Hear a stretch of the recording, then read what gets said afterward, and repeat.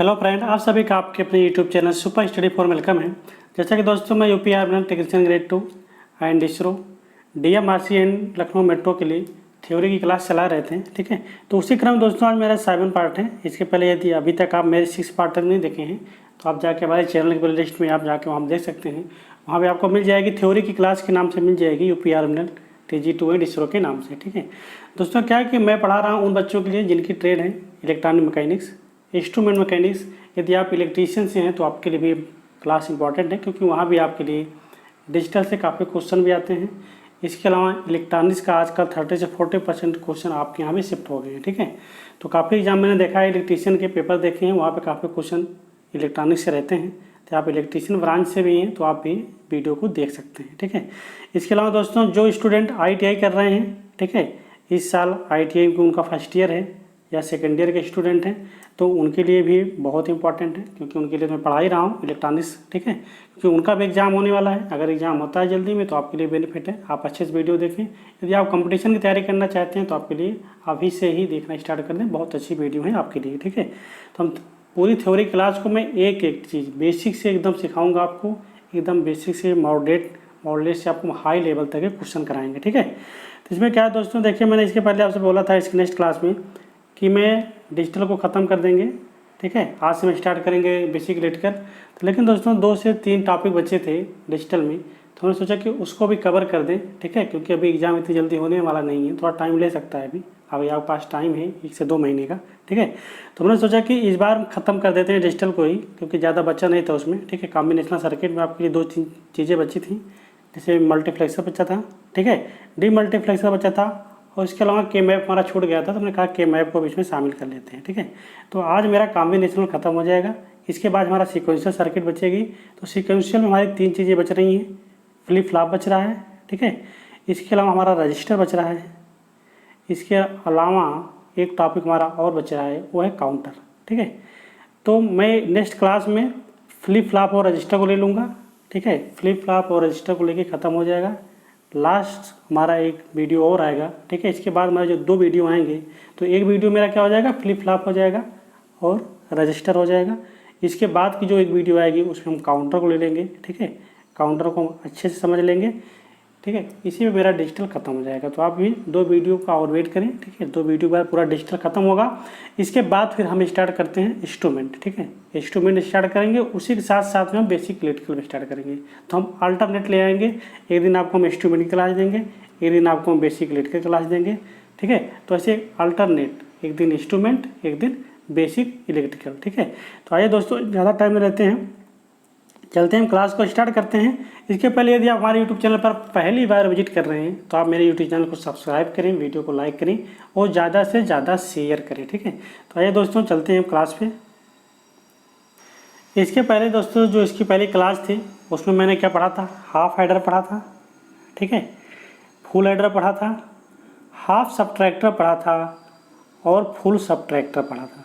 ठीक है, तो हाफ एडर क्या करता था, 2 बिट को जोड़ता था। फुल एडर क्या करता था, 3 बिट को ऐड करता था।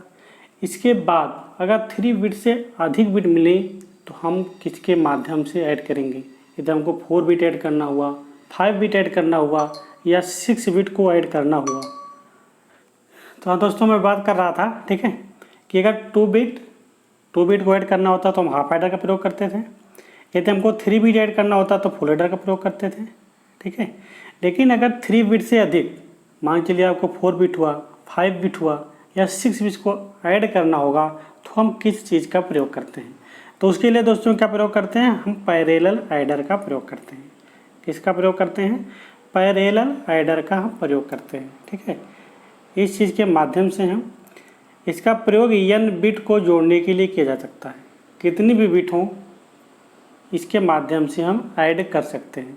पैरेलल ऐडर के माध्यम से हम 7 बिट, 6 बिट, 8 बिट, 5 बिट, कितनी भी बिट होगी उसको हम ऐड कर सकते हैं पैरेलल ऐडर की तरह से। तो आपके लिए इम्पॉर्टेंट क्या है, ठीक है, इम्पॉर्टेंट ये है कि इसको कितने बिट के लिए ऐड कर सकते हैं, n बिट के लिए ऐड कर सकते हैं। ठीक है, तो n बिट को ऐड करने के लिए इसका फार्मूला क्या होता है, इस फार्मूला यही इंपॉर्टेंट है आपके लिए। ठीक है, इस फार्मूले को आप याद रखें। तो अगर हमको n बिट का ऐड करना होगा तो क्या प्रयोग करेंगे हम, तो n-1 फुल ऐडर लगेगा।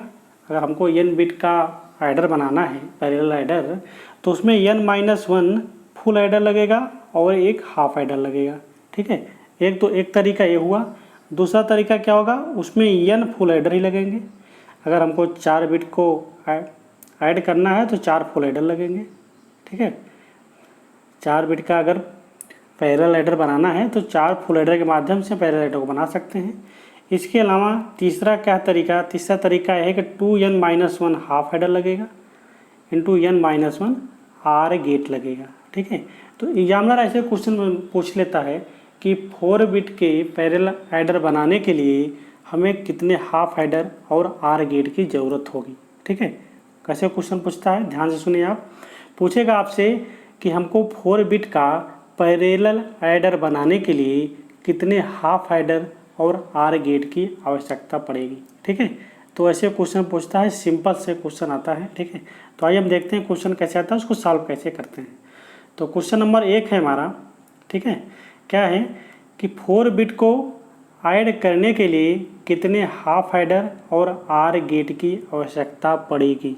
ठीक है, 4 बिट को ऐड करने के लिए या 4 बिट के पैरेलल ऐडर बनाने के लिए हमको कितने हाफ ऐडर और आर गेट की आवश्यकता पड़ेगी। तो इसके लिए यदि आपको फार्मूला याद है, मैंने फार्मूला आपको लिखाया भी था, यहाँ फिर से मैं लिख दिया हूँ, उसके आप देख लें। ठीक है, तो इसलिए आपको जो 3 फार्मूले लगाए हैं, फार्मूले आपको याद होने चाहिए जो मैंने आपको लिखाए हैं। ठीक है, क्या है कि 2n-1 half adder and n-1 OR gate. तो एग्जामिनर यही पूछ रहा है कितने हाफ ऐडर लगेंगे और कितने आर गेट लगेंगे। तो कितना है, 4 बिट का है तो n बिटों की संख्या है, n इक्वल टू क्या है, नंबर ऑफ बिट की संख्या है। ठीक है, तो n का मान कितना दिया हुआ, 4 दिया हुआ है। तो 2 × 4 मतलब 4 दूनी 8 -1 7 मेरे हाफ ऐडर हो गए।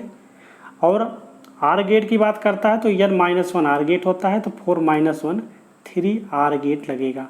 ठीक है, यदि हमको 4 बिट का पैरेलल ऐडर बनाना होगा तो उसके लिए हमें 7 हाफ ऐडर और 3 आर गेट लगेगा। ठीक है, ये तो रहा दोस्तों।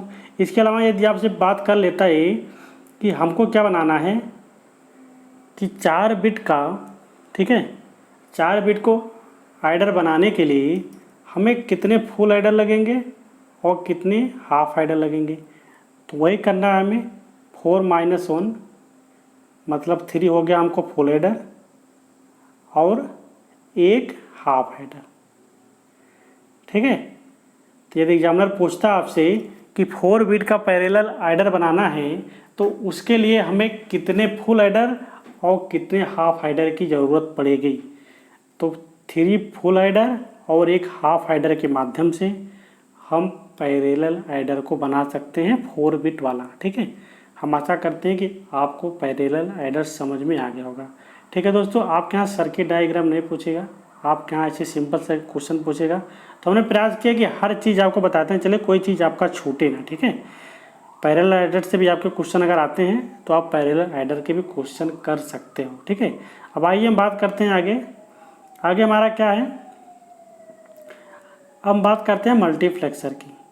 ठीक है, बहुत इंपॉर्टेंट चैप्टर होता है ये भी, मल्टीप्लेक्सर, काफ़ी क्वेश्चन आते हैं यहाँ से। ठीक है, तो हम बात करते हैं मल्टीप्लेक्सर की। तो मल्टीप्लेक्सर में क्या होता है कि मेनी इनपुट मतलब कई इनपुट होते हैं और 1 आउटपुट होता है। ठीक है, उसके अलावा उसमें सिलेक्शन लाइन या डाटा लाइन भी होती है। ठीक है, तो आपको याद रखना है मेनी इनपुट 1 आउटपुट क्या होता है, मल्टीप्लेक्सर होता है। ठीक है, तो मल्टीप्लेक्सर देखिए इसके बारे में। ठीक है, कुछ पॉइंट हैं, इसको आप याद रखें। मल्टीप्लेक्सर क्या होता है कि मेनी इनपुट होता है और सिंगल आउटपुट। ठीक है, मेनी इनपुट को सिंगल आउटपुट में चेंज करता है। इसको हम कई नामों से जानते हैं, इनके कई नाम हैं, पूछ लेगा कि इनमें से कौन सा मल्टीप्लेक्सर है। ठीक है, तो क्या है, मल्टीप्लेक्सर के नाम क्या होते हैं, इसे डाटा सिलेक्टर भी कहते हैं, इसे many input many to 1 circuit भी कहते हैं, क्योंकि मेन इनपुट होती है तो 1 आउटपुट मिलता है, मतलब कई इनपुट के साथ एक आउटपुट मिलता है, इसलिए मेनी टू 1 सर्किट भी कहते हैं। इसे पैरेलल टू सीरियल कन्वर्टर भी कहते हैं। ठीक है, पैरेलल टू सीरियल कन्वर्टर भी कहते हैं। इसके अलावा इसको यूनिवर्सल लॉजिक गेट भी कहते हैं। ठीक है, तो इसके 4 नाम हैं मल्टीप्लेक्सर के, ये चारों नाम आपको याद होने चाहिए। ठीक है, या मेरा क्वेश्चन डायरेक्टली पूछ लेता है। ठीक है, इनमें से कौन सा मल्टीप्लेक्सर है या मल्टीप्लेक्सर का अदर नाम क्या है। ठीक है, तो मल्टीप्लेक्सर को हम डाटा सेलेक्टर के नाम से भी जानते हैं, मल्टीप्लेक्सर को हम मेनी टू वन सर्किट के नाम से भी जानते हैं, मल्टीप्लेक्सर को हम पैरेलल टू सीरियल कन्वर्टर के नाम से भी जानते हैं, और यूनिवर्सल लॉजिक गेट की तरह भी हम जानते हैं क्या, मल्टीप्लेक्सर को। ठीक है, और दोस्तों देखिए मल्टीप्लेक्सर होता क्या है, हम इसके बारे में समझते हैं। ठीक है, मान लीजिए मल्टीप्लेक्सर क्या है कि हमारी कोई एक स्विच एज ए स्विच की तरह कार्य करता है मल्टीप्लेक्सर। ठीक है, क्या होता है कि ऐसी एक 2 इनपुट है, ये हमारी इनपुट है। ठीक है, और हमारे एक ये आउटपुट हमको यहाँ पे मिल रहा है। ठीक है, इसमें क्या होता है कि मान चलो 2 इनपुट, एक इनपुट I1 है, I0 है, और एक इनपुट हमारी क्या है I1 है। ठीक है, एक इनपुट हमारी I0 है, एक इनपुट हमारी I1 है। ठीक है, आउटपुट हमारा क्या है, आउटपुट मान लेता हूँ हमारा कि ये क्या है I, ठीक है, या Y है। ठीक है, आउटपुट हमारा क्या है Y है, आउटपुट हमारा Y। अभी ये हमारा क्या होगा, जब इसके साथ कनेक्ट होगा, जब ये इसके साथ कनेक्ट होगा तो हमारी ये वाली हाई होगी, तो हमको आउटपुट क्या मिलेगा, आउटपुट हमको मिलेगा I0। ठीक है, Y इक्वल टू क्या मिलेगा हमको I0, क्योंकि ये वाला 0 है। ठीक है, तो इसके बाद फिर अगर ये वाला इसके साथ अगर कनेक्ट होगा तब हमको क्या मिलेगा, तो हमको मिलेगा Y इक्वल टू I1। ठीक है, इसका मतलब क्या होगा मल्टीप्लेक्सर कि जब ये जिस इनपुट के साथ कनेक्ट होगा वही हमको आउटपुट देगा। तो इसलिए कि मल्टीप्लेक्सर के माध्यम से, कई इनपुट के माध्यम से हम सिर्फ सिंगल आउटपुट ले सकते हैं। तो यही होता है हमारा क्या, मल्टीप्लेक्सर होता है। आइए हम देखते हैं इसके आगे। ठीक है, इसको समझने का प्रयास करें। ठीक है, यदि यम क्या है, नंबर ऑफ इनपुट की संख्या है, क्या है यम हमारा क्या है, नंबर ऑफ इनपुट लाइन की संख्या है, और यह हमारा क्या है, नंबर ऑफ डाटा लाइन है। ठीक है, हमने बताया था मल्टीप्लेक्सर में क्या होता है, डाटा लाइन होती है, इनपुट होता है और आउटपुट होता है। तो यम क्या है, नंबर ऑफ इनपुट लाइन है, यह हमारा क्या है, नंबर ऑफ डाटा लाइन है, डाटा लाइन की संख्या है। तो इसको हम लिख सकते हैं यम इक्वल टू 2 की पावर n। ठीक है, क्या हो गया, यम इक्वल टू 2 की पावर n। तो क्या देता है क्वेश्चन, एग्जामिनर क्वेश्चन ऐसे देता है 8 इंटू 1 का मक्स है, मतलब मल्टीप्लेक्सर है, 8 इंटू 1 का मल्टीप्लेक्सर है। तो आपको बताना रहेगा इसमें इनपुट संख्या कितनी है, आउटपुट की संख्या कितनी है, और डाटा लाइन की संख्या या सिलेक्शन लाइन की संख्या कितनी है। ये तीनों चीज़ें आपको बतानी रहेगी। तो हम जानते हैं कि यम हमारा क्या है, यम हमारा इनपुट है, तो हम क्या लिख सकते हैं, यम इक्वल टू 8। अब इस 8 को हम क्या लिख सकते हैं, 2 की पावर 3। तो 8 हमारी क्या हो गई, 8 तो हमारी इनपुट हो गई, तो इनपुट संख्या कितनी हो गई, 8 हो गई। आउटपुट की संख्या हमारी क्या हो गई, 1 हो गई। इसके अलावा डाटा लाइन की संख्या क्या हो गई, एन हमने बताया था ना, 2 की पावर एन इक्वल टू 2 की पावर 3। तो एन इक्वल टू कितना आ गया हमारा 3। तो डाटा लाइन कितना आ गई, डाटा लाइन हमारी आ गई 3। ठीक है दोस्तों, यदि मल्टीप्लेक्सर से ITI में क्वेश्चन बनता है तो इसके अलावा ज़्यादा कुछ नहीं पूछेगा। ठीक है, क्योंकि कई बार एग्जाम में मैंने देखा है, मेरे पास कई पेपर हैं। ठीक है, हर पेपर मैंने देखा है इसी तरह का क्वेश्चन पूछा है मल्टीप्लेक्सर से, कि ये कैसे दे देता है।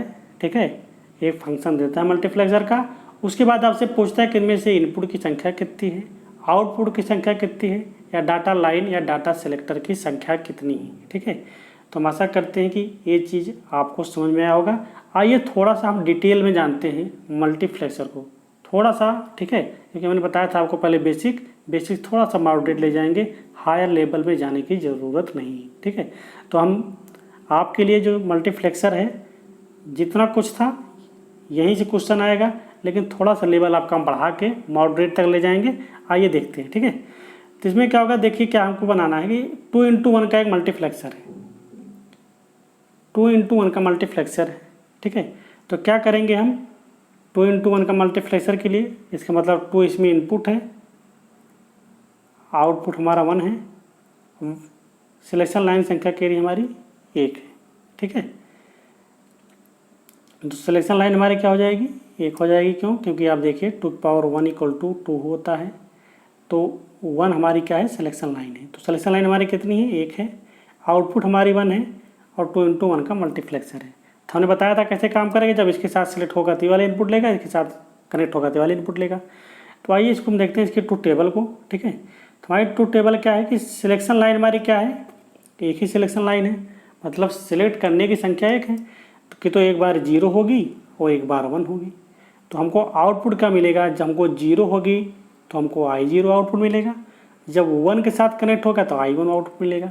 तो इसकी इक्वेशन को हम लिखते कैसे हैं, ठीक है, तो y = क्या होगा, ए हमारी, ठीक है, अगर इसको हम लिखें तो क्या होगा कि हमने बताया था कि जो सॉफ्ट होता है, ठीक है, सॉफ्ट फॉर्म में क्या लिखा जाता है, हमने बताया था सम ऑफ प्रोडक्ट, आपको इसके पहले वाले लेक्चर में बताया था कि 0 को हम क्या लिखते हैं, बार से, अगर इनपुट हमारी ये है तो ये बार लिखते हैं, अगर 1 होता है तो उसको क्या लिखते हैं, उसी ओरिजिनल नंबर से लिखते हैं। ठीक है, तो यहाँ पे हम देखें हमको आउटपुट y जो मिल रहा है, तो I0 मतलब ये हमारा क्या हो जाएगा, S बार, S0 का बार इंटू I0 प्लस ये हमारा 1 है, तो 1 को क्या लिख सकते हैं हम, S0 इंटू I1। तो हमारी जो आउटपुट इक्वेशन मिल गई, हमको क्या मिल गई, y = S0 बार I0 plus S0 into I1। ठीक है, ये हमको क्या मिल गई, ये हमको मिल गई 2 × 1 मल्टीप्लेक्सर की लॉजिक इक्वेशन। इसको हम बना सकते हैं, किस गेट के माध्यम से बना सकते हैं। अब इसको आप देखिए कि किस रूप में बन गया है, ये बन गया हमारा A⁻B प्लस AB। ठीक है, ये हमको मिल गया है। तो इसी के अकॉर्डिंग हम इसको गेट के माध्यम से अगर हम बनाना चाहें, सर्किट को हम ड्रा करना चाहें, तो सर्किट को हम ड्रा कर सकते हैं। ठीक है, कैसे कि अब 2 इनपुट ले लीजिए इसे। ठीक है, हमारे इनपुट क्या है, इनपुट हमारी वही है, ठीक है, S0। ठीक है, रुकिए 1 मिनट, ऐसे साइड बनाते हैं हम। एक इनपुट हमारे क्या है, S0 है, क्योंकि सिलेक्शन लाइन हमारी एक ही है, इसमें से क्या निकलेगी, एक बार नाट, क्योंकि हमको नाट भी मिलना है ना, ऐसे लेंगे। ठीक है, अब इसको हमको बनाना तो पहले क्या लिखेंगे, S0, तो S0 वाली इनपुट ले ली। ठीक है, इसके अलावा एक हमारी क्या है, I0, ऐसे एक इनपुट ले लीजिए I0। ठीक है, अब ऐसे निकालेंगे, ऐसे निकालेंगे। ठीक है, इसमें क्या कनेक्ट होगा हमारा, ये AND गेट के माध्यम से, तो हम AND गेट के इनपुट ऐसे दे दिए। ठीक है, ये हमारे निकल गया। ठीक है, अब इसके बाद दूसरा देखिए, ये हमारा S0 है, तो हमने यहाँ से लिया। ठीक है, अब दूसरा क्या है, I1 है, तो I1 भी हमको यहीं से मिल गया। ठीक है,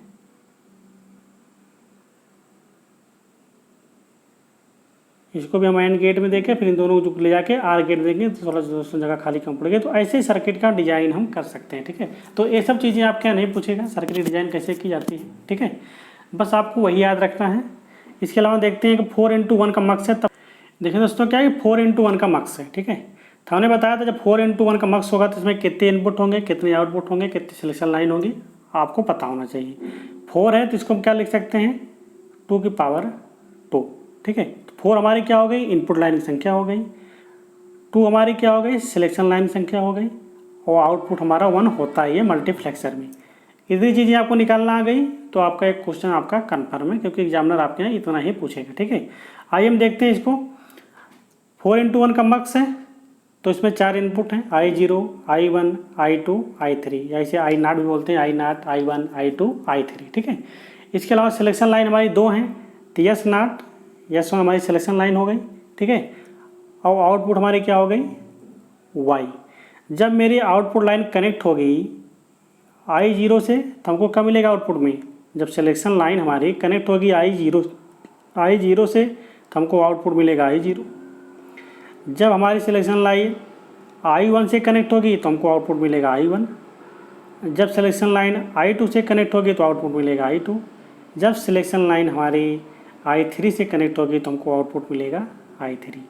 तो ये होता है मल्टीप्लेक्सर, यानी एक साथ कई इनपुट देके हम क्रम से आउटपुट ले सकते हैं। ठीक है, अब इसकी हम ट्रुथ टेबल को देखते हैं। ठीक है, सत्यता तालिका को देख लेते हैं। हमने बताया था जितनी सिलेक्शन लाइन होंगी उतनी हमकी कॉम्बिनेशन बनेंगी। अब 2 सिलेक्शन लाइन है तो 2 पावर 2 इक्वल टू कितने कॉम्बिनेशन बनेंगे 4। ठीक है, तो 0 0 होता है, 0 1 1 0 1 1। ठीक है, ये हमारे क्या बने कॉम्बिनेशन लाइन बनी। ठीक है, अब आउटपुट हमको क्या मिलेगा, यहाँ पे हमको I0 मिलेगा, ये हमको I1 मिलेगा, इस कंडीशन में हमको I2 मिलेगा, इस कंडीशन में हमको I3 मिलेगा। ठीक है, इतना मिल गया। अब इसकी लॉजिकल इक्वेशन को कैसे लिखा जाता है, लॉजिकल इक्वेशन को लिखने का तरीका मैंने बताया था आपको। ठीक है, अब क्या करना है, अब देखिए क्या है 0 है, 0 है तो ये SOP फॉर्म में लिखा जाता था, हमने बताया था SOP फॉर्म में लिखने का तरीका। S0 का बार S1, आउटपुट लाइन क्या है I0, ये हो गया हमारा। ठीक है, इसके अलावा क्या है ये S1 का बार हो जाएगा S0, तो S0 S1 का बार I1, फिर S0 का बार, ठीक है, S1 और I2, फिर ये दोनों क्या हो जाएगा S0 S1 एंड I3। अब इसको हम गेट के माध्यम से बना सकते हैं। ऐसे इनपुट हम ऐसे आउटपुट लाइन ले लेंगे, इनपुट सिलेक्शन लाइन ले लेंगे और आउटपुट लाइन लेंगे। ठीक है, इसके माध्यम से हम गेट का डिजाइन कर सकते हैं। ठीक है, हम आशा करते हैं कि आपको मल्टीप्लेक्सर समझ में आया होगा। ठीक है, अब आइए हम देखते हैं अगर हमको हाई आर्डर का मल्टीप्लेक्सर दिया हुआ है उसको हम लो आर्डर के मल्टीप्लेक्सर से बनाना है तो हम कैसे बनाते हैं। तो क्वेश्चन आपका यहाँ से भी उठता है। ठीक है, अब क्या है कि इसमें एक हाई आर्डर का मल्टीप्लेक्सर है, उसका हम लो आर्डर का मल्टीप्लेक्सर का यूज करके हम कैसे बनाते हैं। तो एग्जामिनर अगर क्वेश्चन पूछता है तो यहाँ से क्वेश्चन पूछता है, तो इसे भी आपको अच्छे से समझना है। ठीक है, क्या है कि 4x1 का मक्स दिया हुआ है, हमको बनाना है 2x1 का मक्स प्रयोग करके।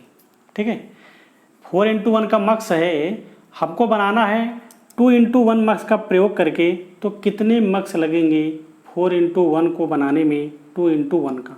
ठीक है, तो इसका निकालने का तरीका क्या है कि इस वाले नंबर को इस वाले नंबर से क्या करते हैं डिवाइड करते हैं, तब तक डिवाइड करते हैं जब तक इस वाली संख्या से कोई छोटी संख्या हमको मिल ना जाए। ठीक है, तो हम क्या करेंगे, हम 4 को डिवाइड किया हमने 2 से। ठीक है, जब मैंने 4 को डिवाइड किया 2 से तो 2 आया। ठीक है, अब इस 2 को हम फिर 2 से डिवाइड करेंगे तो 1 आया। अब 1 में 2 से जाएगा नहीं क्योंकि छोटा पड़ गया, तो अब जो हमको मिला यहाँ पे 2 मिला है, यहाँ का 2 से 2 बार हम 1 ले गए तो इसको 1 को यहाँ लिख लिया, तो अब 2 में 1 अगर हमने ऐड किया तो 3 आ गया। तो 4x1 मक्स को 2x1 से बनाने के लिए कितने मक्स लगेंगे 3 मक्स लगेंगे। ठीक है, तो बहुत फेवरेट क्वेश्चन है एग्जामिनर का, कई बार एक क्वेश्चन आया है, बार बार एक क्वेश्चन आता है, तो इस चीज़ को आप समझें। ठीक है, आइए एक देखते हैं और क्या दिया हुआ है 8x1 का मक्स है, हमको बनाना है 2x1 के मक्स का प्रयोग करके। तो हम क्या करेंगे, इस 8 को हम 2 से डिवाइड करेंगे, तो 8 को हमने 2 से डिवाइड किया तो 4 बार गया, 4 को हम ऐसे लिख लेते हैं, इधर हमने 4 को लिख लिया। फिर हमने 4 को 2 से डिवाइड किया 2 बार गया, फिर हमने 2 को इधर लिख लिया, क्योंकि अभी 2 को हम 2 से डिवाइड कर सकते हैं तो 1 बार गया, फिर हमने 1 को यहाँ लिख लिया। अब 1 को हम 2 से डिवाइड करेंगे तो 0.5 आएगा, कोई मतलब नहीं होता। ठीक है, तो उस चीज़ की कोई मतलब नहीं है। तो क्या हो जाएगा कि तब तक डिवाइड करना जब तक हम जिस चीज़ से डिवाइड कर रहे हैं उससे संख्या कम ना आ जाए। ठीक है, तुमने डिवाइड किया 1 आ गया, अब क्योंकि 2 से 1 कम है तो आगे जाएगा नहीं, तो इसको यहीं पे हम छोड़ देंगे। तो हमने क्या लिखा, हमको क्या मिला था डिवाइड करने पर 4 मिला था, 2 मिला था और 1 मिला था। अब इन तीनों को हम ऐड कर लेंगे, जब इन तीनों को हम ऐड करेंगे तो 4 2 6 एक साथ। ठीक है, तो यदि हमको 8x1 का मक्स है उसको हम 2x1 के मक्स से प्रयोग करके बनाएंगे तो हमको 7 मल्टीप्लेक्सर की ज़रूरत पड़ेगी। ठीक है, तो एग्जामिनर ऐसे क्वेश्चन पूछता है कि 8x1 का मल्टीप्लेक्सर दिया हुआ है, आपको 2x1 के मल्टीप्लेक्सर को प्रयोग करके बनाना है तो कितने मल्टीप्लेक्सर लगेंगे। बहुत ही इंपॉर्टेंट क्वेश्चन है दोस्तों, एक कई बार एग्जाम में आया हुआ है। यदि आपके पास पुराना प्रीवियस ईयर का कोई पेपर हो इलेक्ट्रॉनिक मैकेनिक्स का, DMRC का या लखनऊ मेट्रो का या नोएडा मेट्रो का, तो आप देखेंगे वहाँ पर आपको इस तरह का क्वेश्चन जरूर मिलेगा। ठीक है, तो आइए देखते हैं एक क्वेश्चन और।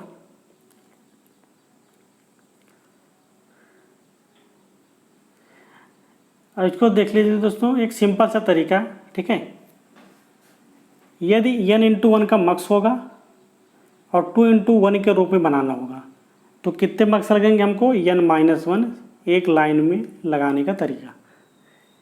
कितना, एक लाइन में, मतलब सेकेंडों में आप इस फार्मूले के माध्यम से आप लगा सकते हो। n×1 का मक्स है, आपको बनाना है 2×1। इसी चीज़ को याद रखना, जब t/1 का रेशियो होगा तब ये फार्मूला लगेगा, इसके अलावा नहीं लगेगा। अगर 4×1 के रेशियो बनाना होगा तो नहीं लगेगा, 8×1 के रेशियो बनाना होगा तो नहीं लगेगा। ओनली किस पर काम करेगा ये, एक काम करेगा सिर्फ 2×1।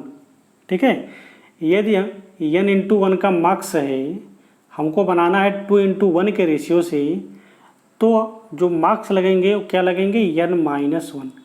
तो इस चीज़ को आपको याद रखना है कि ओनली 2×1 के रेशियो में ही ये फार्मूला लगेगा। ठीक है, तो जैसे हमको बनाना है 16×1 का मक्स है दिया हुआ है, हमको बनाना है 2×1 के मक्स के प्रयोग से। तो हम क्या करेंगे, देखिए रेशियो मैंने बताया 2×1 का ही होना चाहिए।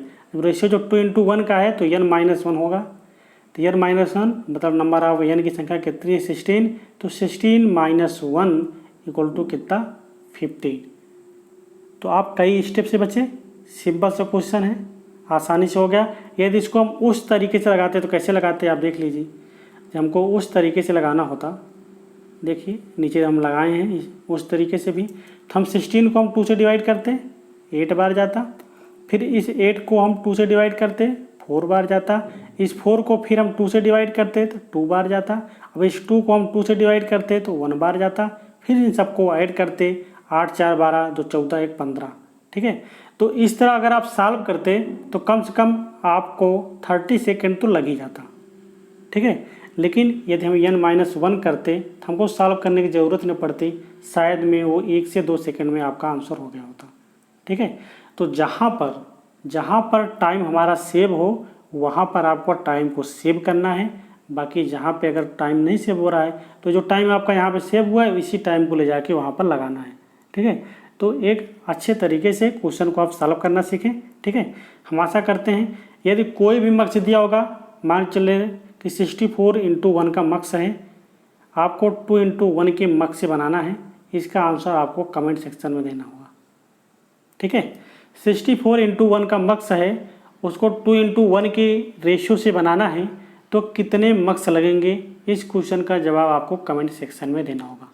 यदि आप मेरी बात को समझे होंगे तो हम आशा करते हैं कि आप इस क्वेश्चन का आंसर जरूर देंगे। ठीक है, क्या है क्वेश्चन, एक बार फिर हम दोहरा देते हैं।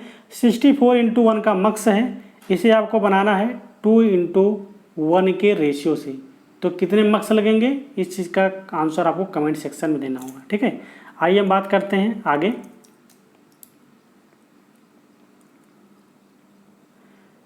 अब क्वेश्चन नंबर 1 हमारा क्या है, उन्होंने कुछ क्वेश्चन को लिया है। ठीक है, तो क्वेश्चन नंबर 1 हमारा क्या है कि 8×1 का मक्स है, अब इसको बनाना है 4×1 के रेशियो से। अभी तक हम क्या पढ़ रहे थे, 2×1 के रेशियो से पढ़ रहे थे, लेकिन अब क्या दे दिया यहाँ पे, अब दे दिया यहाँ पे 4×1 का रेशियो। तो यहाँ पे वो वाला फार्मूला नहीं काम करेगा, नहीं आप लगाओ तो n-1 7 मार्क्स, तो आपका गलत हो जाएगा। ठीक है, हमने बताया था कि वो फार्मूला सिर्फ किसके लिए काम करेगा, वो वाला फार्मूला सिर्फ 2×1 के रेशियो के लिए ही काम करेगा, बाकी अदर के लिए वही रूल काम करेगा जैसे मैंने आपको शुरू में लगाना बताया था। ठीक है, वही तरीका काम करेगा जैसे मैंने आपको सॉल्व करने के तरीका बताया। ठीक है, अब 8×1 का मक्स है, अब 4×1 के रेशियो से बनाना है, तो हम क्या करेंगे कि इस 8 को इस 4 से हमको डिवाइड करना है। तो 8/4, तो हम अगर 8 को हम 4 से डिवाइड करेंगे तो 2 बार जाता है, ऐसे 2 को मैंने इधर लिख लिया। फिर अब देखिए 2 है, अब इधर 4 से डिवाइड करना है, तो आगे जाएगा नहीं, जब आगे जाएगा नहीं तो इसी यहीं पर हम छोड़ देंगे। तो हमको कितना मार्क्स लगेगा, 2 मार्क्स लगेगा। जब 8×1 का रेशियो होगा उसे 4×1 के रेशियो से बनाना होगा। ठीक है, कितने मार्क्स लगे, 2 मार्क्स लगे। अब आइए देखिए नीचे, अब 32×1 का रेशियो है क्वेश्चन नंबर 2। ठीक है, क्वेश्चन नंबर 2 हमारा क्या है, 31:1/4:1 के मक्स से बनाना है। 32 को 4×1 के रेशियो से बनाना है, तो कितने मार्क्स लगेंगे ये आपको बताना है। ठीक है, तो 32 को हमने 4 से डिवाइड किया तो 8 बार गया, हमने 8 को ऐसे लिख लिया। फिर अब इस 8 को हम 4 से डिवाइड करेंगे तो 2 बार जाएगा, तो 2 लिख दिए। अब देखिए इधर 2 है और इधर 4 है, तो 4 से 2 को डिवाइड कर नहीं सकते, तो यही हम छोड़ देंगे। तब इसको हम जोड़ लेंगे, 8 + 2 = 10। तो कितने मार्क्स लग रहे हैं? 10 मार्क्स लग रहे हैं। यदि 32:1 का है और हमको 4:1 से बनाना है तो कितने मार्क्स लगेंगे? हमको 10 मार्क्स लगाने पड़ेंगे। ठीक है, तो हम आशा करते हैं ये चीज़ आपको समझ में आई होगी। आइए क्वेश्चन हम और देखते हैं। ठीक है, अब एक क्वेश्चन क्या है, क्वेश्चन नंबर 3 हमारा है 64:1। ठीक, 64:1 का मार्क्स है, हमको बनाना है 4:1 के मार्क्स से। तो हम क्या करेंगे, अब इस 64 को पहले हम 4 से डिवाइड किया तो हमने 16 आया। अब इस 16 को हमने 4 से डिवाइड किया तो 4 आया। अब इस 4 को हमने 4 से डिवाइड किया तो 1 आया। ठीक, अब इसके आगे जाएगा नहीं तो इसको यहीं छोड़ देंगे, इसको ऐड कर लेंगे। 16, 4, 20, 1, 21, कितने मार्क्स लगेंगे? 21 मार्क्स लगेंगे। ठीक है दोस्तों, इस क्वेश्चन को आप डायरेक्टली रट लीजिए। ठीक है, क्योंकि ये वाला क्वेश्चन एग्जामिनर का फेवरेट क्वेश्चन है। आप पेपर में देखोगे तो यही वाला क्वेश्चन आपको मिलेगा। ठीक है, तो एग्जामिनर यही क्वेश्चन दे देता है जब आपको वहाँ पे देखना है 64:1 का है और 4:1 से बनाना है तो 21 लगता है। हमको याद है, फट से सॉल्व नहीं करेंगे, डायरेक्ट 21 मार्क चले जाएंगे। एक ये वाला दोस्तों, एक मैंने जो क्वेश्चन आपको दिया है, ठीक है, कौन सा क्वेश्चन दिया है? ये दिया है ना, 64:1 का रेशियो से 2:1 के रेशियो से बनाना है। ये वाला भी क्वेश्चन एग्जामिनर का फेवरेट क्वेश्चन है। ठीक है, ये 2 क्वेश्चन एग्जामिनर के फेवरेट हैं। आपको पेपर में मैक्सिमम यही 2 क्वेश्चन मिलेंगे हर पेपर में। तो इसका तो आपको मैंने सॉल्व करने के लिए दिया है, तो आप इसको सॉल्व करके बताओगे कमेंट सेक्शन में। बाकी मैंने इसका आंसर आपको बता दिया कितना आता है, 21। ठीक है, तो 64:1 का हमको 4:1 के रेशियो से बनाना है तो उसका आंसर 21 आएगा। इस चीज़ को आप याद रखें। अगर याद भी नहीं रहता तो निकालने का तरीका तो आपको बता ही दिया है। हमने बताया ना कि जहाँ आप टाइम सेव कर सकें वहाँ पे आप टाइम सेव करें, और नहीं टाइम सेव कर पा रहे हैं तो क्वेश्चन को सॉल्व करने का तरीका तो आपको मालूम ही है। ठीक है, आइए दोस्तों हम आगे बात करते हैं। आगे हम क्या बात करते हैं? डीमल्टीप्लेक्सर की। ठीक है, हमने मल्टीप्लेक्सर पढ़ा। मल्टीप्लेक्सर का जस्ट उल्टा हमारा क्या होता है? डीमल्टीप्लेक्सर होता है। तो इसमें क्या होता है कि सिंगल इनपुट होती है और मेनी आउटपुट होती है। क्या होती है? सिंगल इनपुट होती है और मेनी आउटपुट होती है। और इसमें भी क्या होती है? डाटा लाइन या सिलेक्शन लाइन यहाँ पर भी होती है। ठीक है, अगर मल्टीप्लेक्सर की बात करता है तो उसमें क्या होता है? इनपुट होता है, आउटपुट लाइन होती है और डाटा लाइन या इसी डाटा लाइन को बोलते हैं सिलेक्शन लाइन। ये 3 चीज़ होती है। ठीक है, आइए हम बात करते हैं इसके बारे में। थोड़े से 2-4 पॉइंट हैं जो इम्पोर्टेंट पॉइंट हैं, उसको हम देख लेते हैं पहले। ठीक है, तो हमने क्या बोला कि डीमल्टीप्लेक्सर में 1 input and many output line होती है। इस चीज़ को आपको याद रखना है। क्वेश्चन आपसे डायरेक्टली एग्जाम में पूछा था कि ऐसी कौन सी सर्किट है जिसमें 1 इनपुट एंड मेनी आउटपुट होती है, तो आपको वहाँ पर सिलेक्ट करना रहेगा डीमल्टीप्लेक्सर। ऐसे क्वेश्चन ITI में एग्जामिनर पूछता है। ठीक है, पूछेगा आपसे कि मेनी इनपुट 1 आउटपुट के लिए हम किस सर्किट का प्रयोग करेंगे। तो किसके लिए? मेनी इनपुट और 1 आउटपुट की बात किया तो हमने बताया था कि मेनी इनपुट कहाँ होता है? मेनी इनपुट होता है मल्टीप्लेक्सर में, और वहाँ पर क्या मिलता है हमको? 1 आउटपुट मिलता है। तो इस चीज़ को भी आपको समझ में आए। ठीक है, तो क्वेश्चन को ऐसे पूछता है एग्जामिनर, अगर मल्टीप्लेक्सर से पूछेगा तो पूछेगा मेनी इनपुट 1 आउटपुट के लिए किस सर्किट का प्रयोग करेंगे, तो आप बताएंगे मल्टीप्लेक्सर। फिर आपको अगर डीमल्टीप्लेक्सर के लिए पूछेगा तो वहाँ पूछेगा कि 1 इनपुट मेनी आउटपुट के लिए हम किस सर्किट का प्रयोग करते हैं, तो वहाँ पे आपको बताना रहेगा डीमल्टीप्लेक्सर। ऐसे सिंपल क्वेश्चन आते हैं। ठीक है, आइए इसको बारे में देखते हैं। डीमल्टीप्लेक्सर को भी हम कई नामों से जानते हैं। ठीक है, इन नामों को आपको याद रखना है, बहुत इंपॉर्टेंट है। इसको हम जानते हैं क्या? Data distributor. ठीक है, इसको हम जानते हैं, बहुत इंपॉर्टेंट नाम है, कई बार क्वेश्चन आया। डीमल्टीप्लेक्सर को हम क्या कहते हैं? डीमल्टीप्लेक्सर को हम डाटा डिस्ट्रीब्यूटर भी कहते हैं, और इसको हम सीरियल टू पैरेलल कन्वर्टर भी कहते हैं। ये भी क्वेश्चन बार बार आया है डीमल्टीप्लेक्सर का। ठीक है, पूछता है एग्जामिनर कि निम्न में से कौन सा इसमें डीमल्टीप्लेक्सर है, या डीमल्टीप्लेक्सर को और किस नाम से हम जानते हैं? तो डीमल्टीप्लेक्सर को हम सीरियल टू पैरेलल कन्वर्टर के नाम से भी जानते हैं, या इसे सिंगल टू मेनी आउटपुट की लाइन के नाम से भी जानते हैं। क्या? Single to many output line. हम आशा करते हैं कि ये तीनों नाम आपको याद हो गया होगा। दोस्तों क्या होता है कि एक बार आपने वीडियो देखा, आपको कुछ कि ऐसा नहीं होता कि एक ही बार आप देखें तो सब चीज़ें आपको समझ में आ ही जाएँ। ठीक है, हो सकता है कुछ पॉइंट स्किप हो जाते हैं, आपको समझ में नहीं आते हैं, तो आप फिर से उस वीडियो को दोबारा देखें, ठीक है। एक बार देखें, 2 बार देखें और तिबारा देखेंगे तो 100% आपको वो चीज़ें समझ में आ जाएंगी। मैं तो यही करता हूँ दोस्तों, ठीक है। मेरा पढ़ने का भी तरीका यही रहा।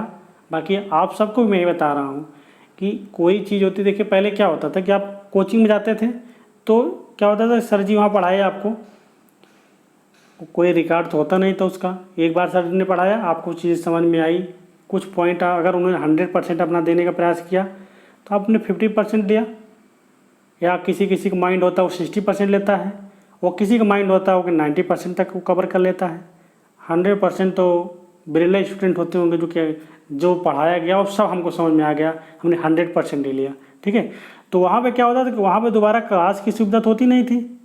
लेकिन यहाँ तो आपके पास जब से ऑनलाइन क्लासें आ गई हैं, क्लासें सेव होती हैं, आपने एक बार देखा 50% लिया, फिर से आप दोबारा देखो, हो सकता है आप 60% पे आ जाओ, और तिबारा देखा, हो सकता है आपको 90% पूरा मिल जाए, ठीक है। हो सकता है आपको तिबारा में आपको 100% भी मिल जाए, ठीक है। तो इसलिए किसी चीज़ को आप एक बार देखें, अगर नहीं समझ में आया तो उसे दोबारा देखें, दोबारा समझ में नहीं आया तो आप उसे तिबारा देखने का प्रयास करें, ठीक है। तो ऐसा नहीं है, कोई चीज़ ऐसी नहीं है कि जो आपको समझ में ना आए, क्योंकि कुछ चीज़ें होती हैं लोगों के लिए नई भी होती हैं। किसी ने मल्टीप्लेक्सर पढ़ा होगा तो उसे मल्टीप्लेक्सर अच्छे से समझ में आया होगा, अगर कोई आज पहली बार पढ़ा होगा तो उसे थोड़ा कम समझ में आया होगा, ठीक है, या समझा होगा, ठीक है। इसके अलावा यदि कोई 2-4 बार पढ़ लिया होगा तो उसे लगा होगा तो सर फालतू बता रहे हैं, ये चीज़ हमको आती है, मेरा टाइम वेस्ट हो रहा है। तो दोस्तों ऐसा नहीं है, मैं आपके लिए भी पढ़ा रहा हूँ, और जो स्टूडेंट को कुछ नहीं आता, मैं मान चलता हूँ कि आप क्या है कि आपको कुछ नहीं आता, ठीक है। मैं ये समझ के आपको पढ़ाता हूँ कि आपको अभी कुछ समझ में नहीं आता, आप नहीं जानते मल्टीप्लेक्सर क्या होता है, डीमल्टीप्लेक्सर क्या होता है, या पैरेलल ऐडर क्या होता था, या हाफ ऐडर क्या होता है, इसके बारे में आपको कुछ नहीं पता है। ये समझकर मैं आपको पढ़ाता हूँ, ठीक है। इसीलिए मैं आपको एक एक चीज़ें लिख कर अच्छे से समझाने का प्रयास किया हूँ। हम आशा करते हैं कि आप मेरी बातों से सहमत होंगे। दोस्तों मेरी बातों से आप सहमत हैं तो आप लाइक की बटन को ज़रूर प्रेस करें और वीडियो को इसी वक्त आप शेयर कर दें, ठीक है। आइए देखते हैं इसमें, यदि क्या है कि यह हमारी नंबर ऑफ आउटपुट लाइन है। आउटपुट लाइन क्या है, यम है, ठीक है। यन हमारा क्या है, नंबर ऑफ डाटा लाइन है। तो यम इक्वल टू क्या हो जाएगा, 2 की पावर n हो जाएगा। क्या हो जाएगा, यम इक्वल टू 2 की पावर n हो जाएगा। तो इसको समझने का प्रयास करें कैसे, ठीक है। अब आपको दिया रहेगा ऐसे 1 × 16, ठीक है। 1 × 16 दिया हुआ है, तो अब यहाँ से पूछेगा कि क्या है, ये डीमक्स दिया हुआ है, ठीक है। क्या दिया हुआ है, डीमक्स दिया हुआ है। अब पूछेगा कि इस डीमक्स में कितने इनपुट लाइन है, कितनी आउटपुट लाइन है, और कितनी डाटा लाइन या सिलेक्शन लाइन है, ठीक है। तो आप क्या देखोगे, 16 हमने 16 बताया क्या है, यम है, यम इक्वल टू क्या है, 16 है। हम जानते हैं यम का फार्मूला क्या होता है, यम इक्वल टू होता है 2 की पावर n। तो हम 16 को लिखेंगे 2 पावर n के रूप में, तो 2 पावर 4 हो जाएगा। अब हमको पता क्या चल गया, यम का मान कितना है, 16 है, तो आउटपुट लाइन संख्या कितनी हो गई, 16 हो गई, ठीक है। इसके अलावा n का मान कितना हो गया, n का मान कितना हो गया, 4 हो गया। तो डाटा लाइन कितनी हो गई, 4 हो गई। और इनपुट क्या हो गई, इनपुट हमारी सिंगल हो गई। तो पूछेगा एग्जामिनर कि इनपुट लाइन, आउटपुट लाइन और डाटा सिलेक्शन लाइन कितना होती हैं। तो आउटपुट लाइन तो हमारी 16 है, ठीक है, और डाटा लाइन हमारी 4 है, और इनपुट लाइन हमारी 1 है, ठीक है। हम आशा करते हैं कि ये चीज़ आपको समझ में आ गई होगी, ठीक है। क्योंकि देखिए दोस्तों, एग्जामिनर यहीं से क्वेश्चन पूछा है आपके लिए, ठीक है। आपके यहाँ यहीं से क्वेश्चन पूछ लेता है कितनी इनपुट है, कितनी आउटपुट लाइन है और कितना डाटा लाइन है, ठीक है। हम आशा करते हैं कि आपको ये चीज़ निकालना आ गया होगा। बाकी एक क्वेश्चन मैं आपको देता हूँ, उसका आंसर आपको कमेंट सेक्शन में देना होगा। 1 × 64, 1 × 64 का रेशियो है, आपको इसमें बताना है। डीमक्स दिया हुआ है, क्या दिया हुआ है, डीमक्स, ठीक है। अब इस डीमक्स में आपको बताना है कितनी इनपुट लाइन है, कितनी आउटपुट लाइन है, और कितनी डाटा लाइन है, सिलेक्शन लाइन है, ठीक है। इन तीनों चीज़ का आंसर आपको कमेंट सेक्शन में देना है। देखिए दोस्तों, इस क्रम को आपको याद भी रखना है, ठीक है। पहले क्रम में क्या है, पहले इनपुट है, दोबारा क्या है, आउटपुट है, तीसरा डाटा लाइन है। तो आंसर आपको इस क्रम में देना है, पहले इनपुट लाइन की संख्या लिखनी है, फिर आउटपुट लाइन की संख्या लिखनी है, फिर डाटा लाइन की संख्या लिखनी है। क्योंकि एग्जामिनर जब वहाँ पे ऑप्शन देता है ना, मान के लिए कि आपने निकाला क्या, आपने निकाला इनपुट लाइन की संख्या 1 है, आउटपुट लाइन हमारी ठीक है 16 है, ठीक है, और डाटा लाइन हमारी 4 है। तो उसने क्रम क्या बोला था आपसे कि इनपुट लाइन, आउटपुट लाइन और डाटा लाइन। तो आंसर आपको देगा क्या, कैसे वहाँ पे, एक तो ऑप्शन आपका ए रहेगा, दूसरा ऑप्शन रहेगा आपका 4, 16 और 1, तीसरा ऑप्शन रहेगा क्या आपका 16, 4 × 1। आप तो देखोगे 16 मिल रहा है, 4 मिल रहा है, 1, आप सी मार्क चले गए या आपने बी मार्क चला गया, तो वहाँ क्या होगा, क्वेश्चन आपका वहाँ गलत हो जाएगा। क्यों, क्योंकि क्रम से आंसर आपको देना। पहला क्वेश्चन क्या पूछा है, वो इनपुट लाइन पूछा है, उसके बाद क्या पूछा है, आउटलाइन पूछा है, उसके बाद क्या पूछा है, डाटा लाइन पूछा है। तो ऑप्शन नंबर क्या सही होगा हमारा, ये सही होगा।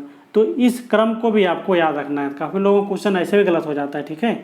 तो जो एग्जामिनर जिस क्रम में आंसर पूछा है आपको उसी क्रम में आंसर देना है, ठीक है। अब आइए बात करते हैं आगे। अब इसको हम समझते हैं, ठीक है, थोड़ा सा आगे चल के समझते हैं इस चीज़ को कि 1 × 2 का हमके क्या है, डीमक्स दिया हुआ है। तो इसका हम डिजाइन कैसे करेंगे, इसका हम डिजाइन देखते हैं, ठीक है। तो इनपुट लाइन हमारी आई है, आउटपुट लाइन हमारा y0 × y1 है, और सिलेक्शन लाइन हमारी यस है, क्योंकि अगर 1 × 2 का रेशियो है तो एक ही सिलेक्शन लाइन होगी उसमें 2⁴ ठीक है। तो इसको हम देखते हैं इसकी ट्रूथ टेबल। तो ट्रूथ टेबल इसकी क्या है कि सिलेक्शन लाइन हमारी 1 है तो उसके 2 0 और 1 होगा, आउटपुट लाइन हमारी 2 मिलेगी। एक बार जब हम इसके कनेक्ट करेंगे यस से y1 को तो क्या मिलेगा हमको, अगर 0 एक बार हमको यस पर हम 0 देते हैं, ठीक है, तो हमारी कौन सी लाइन कनेक्ट होगी, ठीक है, I0 कनेक्ट होगी। जब 1 से हम कनेक्ट करेंगे तो I1 कनेक्ट होगी, ठीक है। तो इसको लिखने का तरीका हमने बताया था, आउटपुट लाइन कैसे लिखेंगे। अगर हम I0 के बारे में लिखेंगे तो I0 के लिए क्या है हमारे पास, यस बार × I, क्या है, यस बार × I। इसके अलावा जब y1 का लिखेंगे तो y1 हमारा क्या है, y1 में हमारा 1 है और y है, तो 1 को लिख लेंगे वैसे सेम यस, और y को लिख लेंगे हम सेम, ठीक है। तो किस में लिखा जाता है, ये क्वेश्चन हमेशा याद रखना कि ज़्यादातर प्रयोग किसका होता है, शॉप का ही प्रयोग होता है, ठीक है। पास का प्रयोग हम बहुत कम ही करते हैं, प्रोडक्ट ऑफ सम का प्रयोग बहुत कम करते हैं, सम ऑफ प्रोडक्ट का ही प्रयोग ज़्यादातर किया जाता है, ठीक है। तो हमेशा लिखने का प्रयास यही है। अब आइए हम देखते हैं आगे, यदि 4 × 1। अब इसमें दोस्तों क्या है कि इसका भी आप देखना है आपको कि अगर हाई ऑर्डर का डीमक्स है उसको हमको लो ऑर्डर के मक्स से प्रयोग करके बनाना है तो हम कैसे प्रयोग करेंगे, ठीक है। जैसे हमने आपको निकालना बताया था मल्टीप्लेक्सर का, वैसे सेम टू सेम प्रयोग है डीमल्टीप्लेक्सर का भी, ठीक है। अब देखिए 1 × 4 का डीमल्टीप्लेक्सर है, 1:2 के डीमल्टीप्लेक्सर से बनाना है। तरीका वही है, इस 4 को हम इस 2 से डिवाइड करेंगे, तो 4 को मैंने 2 से डिवाइड किया तो 2 आया, फिर 2 को 2 से डिवाइड किया तो 1 आया, तो 3 आ गया हमारा, ठीक है। तो डीमक्स निकालने का तरीका वही है, बस थोड़ा सा आपको याद रखना है कि इनपुट लाइन या आउटपुट लाइन कहाँ पे दी गई है, ठीक है। तो इसमें क्या है कि 8 × 2 का मक्स से बनाना है, ठीक है। 1 × 8 का है डीमक्स, हमको बनाना है कितना, 1:2 के डीमक्स से, तो कितने डीमक्स लगेंगे आपको बताना है। तो 8 को हमने 2 से डिवाइड किया तो 4 आया, फिर 4 को हमने 2 से डिवाइड किया तो 2 आया, फिर इस 2 को हमने 2 से डिवाइड किया तो 1 आया, तो कितना मिल गया, 7 मिल गया। तो अब इसी चीज़ को समझना यहाँ पे भी है, ठीक है। अगर 1:8 का डीमक्स है हमारे पास और हमको 1:2 के डीमक्स से बनाना है, ठीक है, तो हमको क्या करना है, वही n-1, इस चीज़ को आपको याद रखिएगा। रेशियो यदि 1:2 का रहेगा तो जितने डीमक्स होंगे उसी से एक कम लगेगा 2:1 के रेशियो से बनाने में। ऐसे 1:16 का बनाना है, ठीक है, और 2:1 से बनाना है, तो हम क्या करेंगे 16 - 1 कर लेंगे, कितना लगेगा 15 लगेगा। आंसर डायरेक्ट आपका क्या आ गया 15 आ गया। तो इस चीज़ को आपको याद रखना है। हमने बताया था कि मल्टीप्लेक्सर और डीमल्टीप्लेक्सर सेम है, जो उसका उल्टा होता है, उसमें मेनी इनपुट होती है, इसमें मेनी आउटपुट होता है। तो इस चीज़ को आपको याद रखना, इस आउटपुट लाइन को इस आउटपुट लाइन से डिवाइड करना रहता है, बाकी जो कुछ आएगा उसको आप लिख के इसे डिवाइड करने के बाद जितनी बार जाता है उसको हम जोड़ लेते हैं, तो ये हमारा क्या हो जाता है डीमल्टीप्लेक्सर कितने लगते हैं हमको पता चल जाता है। एक हायर आर्डर डीमल्टीप्लेक्सर को अगर लो आर्डर डीमल्टीप्लेक्सर से बनाते हैं तो कितना लगता है, ये चीज़ आपको पता चल जाती है। आइए देखते हैं आगे। ठीक है, ये क्वेश्चन हमारा क्या है, क्वेश्चन नंबर 1 हमारा 1/64 का हमारा डीमल्टीप्लेक्सर दिया हुआ है और 1/4 के डीमल्टीप्लेक्सर से हमको बनाना है, तो कितने लगेंगे। ठीक है, तो यही करना है, 64 को हमको 64 से पहले डिवाइड करेंगे, तो 64 / 4 16 आ गया। अब 16 को 4 से हमने डिवाइड किया तो 4 आ गया। अब इस 4 को हमने 4 से डिवाइड किया तो 1 आ गया। 16 4 20 21 कितना आ गया, 21 लगेंगे हमको डीमक्स। अगर 1/64 का डीमक्स है, उसको हमको 1/4 के डीमक्स से बनाना है तो हमको 21 डीमक्स लगेंगे। हम आशा करते हैं आपको डीमल्टीप्लेक्सर भी समझ में आ गया होगा। ठीक है, अब एक क्वेश्चन और ले लेते हैं दोस्तों। ठीक है, क्या है कि 1 या 1/64 है, उनको 1/8 के मल्टीप्लेक्सर से बनाना है। ठीक है, 1/8 के डीमल्टीप्लेक्सर से बनाना है तो कितने लगेंगे, कितने डीमल्टीप्लेक्सर लगेंगे आपको बताना है। तो 64 को हमने 8 से डिवाइड किया तो 8 बार गया। अब इस 8 को हमने 8 से डिवाइड किया तो 1 बार गया। इनको हमने ऐड कर लिया तो कितना लगा, 9। तो आंसर कितना हो जाएगा, 9 हो जाएगा। यदि 1/64 का डीमक्स दिया हुआ है और हमको 1/8 के डीमक्स को प्रयोग करके बनाना है तो कितना लगेगा, 9 लगेगा। ठीक है, हम आपको एक क्वेश्चन देते हैं दोस्तों, उसका आंसर आपको कमेंट सेक्शन में देना होगा।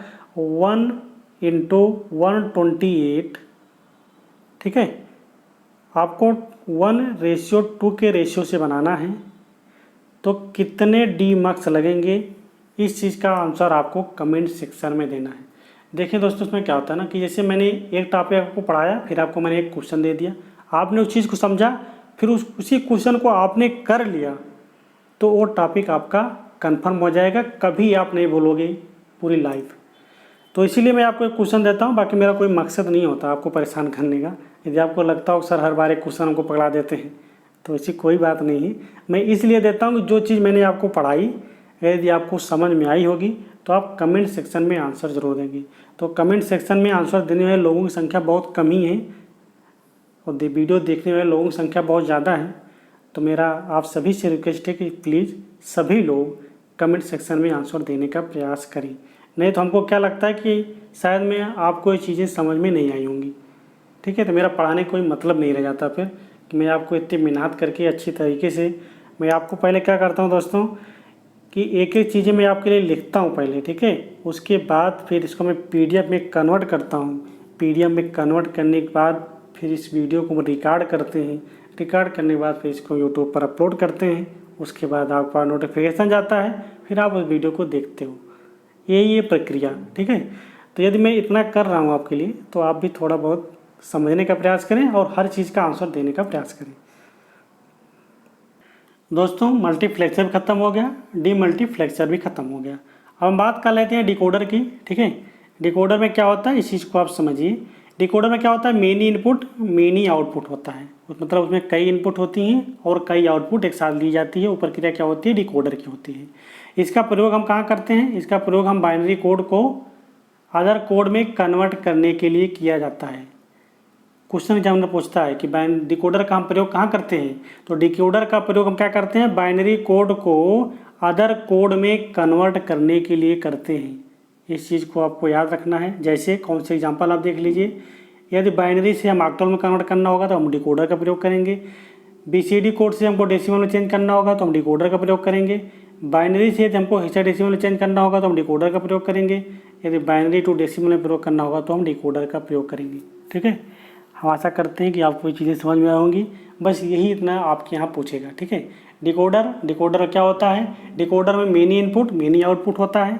ठीक है, पूछ लेता है डिकोडर में क्या होता है, तो डिकोडर में मेनी इनपुट मेनी आउटपुट होता है। ठीक है, इसका हम प्रयोग कहाँ करते हैं, इसका प्रयोग हम बाइनरी कोड से अदर कोड में कन्वर्ट करने के लिए डिकोडर का प्रयोग किया जाता है। ठीक है, कहाँ कहाँ आपने देख लिया, मैंने दिखाया आपको, ये चारों चीज़ों में प्रयोग करते हैं। ठीक है, हम आशा करते हैं ये चीज़ें आपको समझ में आई होंगी। इसके अलावा आपके यहाँ इसके बारे में कुछ नहीं पूछेगा। ठीक है, कुछ चीज़ें हैं और इसको आप समझ लीजिए। ठीक है, इफ़ n क्या है, नंबर ऑफ इनपुट लाइन की संख्या है, m क्या है, नंबर ऑफ आउटपुट लाइन की संख्या है, तो m इक्वल टू क्या हो जाएगा 2 की पावर n हो जाएगा। तो हमारा जो डिकोडर होता है आज ये कैसे काम करता है आपने देखा कि उसी क्वेश्चन है, ये क्वेश्चन हमारी क्या है, ये डीमल्टीप्लेक्सर की है। तो जो डिकोडर की इंटरनल सर्किट होती है ना वो किसकी तरह कार्य करती है, डीमक्स की तरह कार्य करती है। एग्जामिनर ने ये भी क्वेश्चन कई बार पूछा है, लेकिन ये थोड़ा बहुत ही अंदर की चीज़ हो गई, तो आपके यहाँ तो नहीं लेकिन हमारे यहाँ जेई लेवल में एक कई बार क्वेश्चन आया हुआ है। ठीक है, तो जेई लेवल में क्वेश्चन कई बार आया हुआ है, लेकिन आपके यहाँ हो सकता है अगर क्वेश्चन शिफ्ट हो तो आपके यहाँ भी आ सकता है, तो इसलिए मैंने आपको ये चीज़ें बता दी। ठीक है, डिकोडर हमारा क्या होता है, डिकोडर की जो इंटरनल सर्किट होती है किस तरह कार्य करती है, वो डीमक्स की तरह कार्य करती है। इस पॉइंट को आपको याद रखना है। तो एग्जामिनर क्वेश्चन पूछेगा डिकोडर की आंतरिक सर्किट किस तरह वर्क करती है, तो डिकोडर की जो इंटरनल सर्किट होती है वो डीमक्स की तरह कार्य करती है। इस चीज़ को आपको याद रखना है। ठीक है, एक क्वेश्चन हमारे यहाँ जेई में कई बार आया हुआ है, अभी हो सकता है आपके यहाँ भी क्वेश्चन आ सकता है। ठीक है, अब आशा करते हैं नेक्स्ट क्वेश्चन की नेक्स्ट टॉपिक दोस्तों क्या हमारा इनकोडर है। हमने आपको जब कॉम्बिनेशन सर्किट मतलब जो आपको बताया था कि हम क्या क्या पढ़ाएंगे कॉम्बिनेशन में, क्या क्या पढ़ाएंगे सिक्वेंशियल में, ये सब चीज़ें वहाँ पे मैंने लिखाया था। आपको पैरेलल एडर पढ़ाएंगे, हाफ एडर बताएंगे, फुल एडर बताएंगे, फुल सब्ट्रैक्टर बताएंगे, हाफ सब्ट्रैक्टर बताएंगे, डिकोडर बताएंगे, इनकोडर बताएंगे। तो वही सब चीज़ें प्रक्रिया में चल रही हैं। मैंने आपको डिकोडर बता दिया, डीमक्स भी बता दिया, बाकी और चीज़ें पढ़ा भी चुका हूँ। तो इनकोडर के बारे में थोड़ा सा आप जान लीजिए, इसके अलावा आपको ज़्यादा जानने की जरूरत नहीं है। ठीक है, क्या होता है इनकोडर, इनकोडर हमारा मेनी इनपुट मेनी आउटपुट होता है, ये भी हमारा सेम होता है। इसमें मेनी इनपुट होती है, मेनी आउटपुट होती है। इसका प्रयोग कहाँ करते हैं, इसका प्रयोग हम अदर कोड को हम बाइनरी कोड में कन्वर्ट करने के लिए प्रयोग करते हैं। इस चीज़ को आपको याद रखना है कि इनकोडर का प्रयोग हम अदर कोड से बाइनरी कोड में कन्वर्ट करने के लिए प्रयोग करते हैं। डिकोडर को हम बाइनरी कोड से अदर कोड में कन्वर्ट करने के लिए प्रयोग करते थे। यही बेसिक अंतर है इन दोनों चीज़ों में। ठीक है, तो इसमें क्या होगा, डेसिमल टू बाइनरी, अगर डेसिमल को हमको बाइनरी में कन्वर्ट करना है तो इनकोडर का प्रयोग करेंगे। इसके अलावा हेक्साडेसिमल को यदि बाइनरी में कन्वर्ट करना है तब भी हम इनकोडर का प्रयोग करेंगे। यदि ऑक्टल को बाइनरी में कन्वर्ट करना है तब भी हम इनकोडर का प्रयोग करेंगे। तो हम आशा करते हैं कि आपको ये पॉइंट रट उठा होगा या ये पॉइंट आप समझ लिए होंगे। ठीक है, अब आइए दोस्तों आगे देखते हैं। दोस्तों हम आ गए किस पे, कार्नाफ मैप पे। ठीक है, कार्नाफ मैप बहुत ही इम्पोर्टेंट टॉपिक है। ठीक है, इससे क्वेश्चन कई बार एग्जाम में आते हैं। तो कार्नाफ मैप को हम शॉर्टकट में बोलते हैं के मैप। ठीक है, एक चीज़ जो पहली लाइन में लिखी हुई है इस चीज़ को आप रट लें।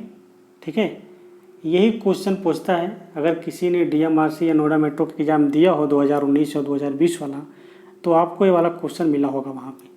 ये वाली लाइन जो मैंने लिखी है क्या कि कार्नाफ का प्रयोग या कार्नाफ मैप में हम किसका यूज करते हैं, किस कोड का यूज करते हैं, क्वेश्चन था एग्जामिनर का।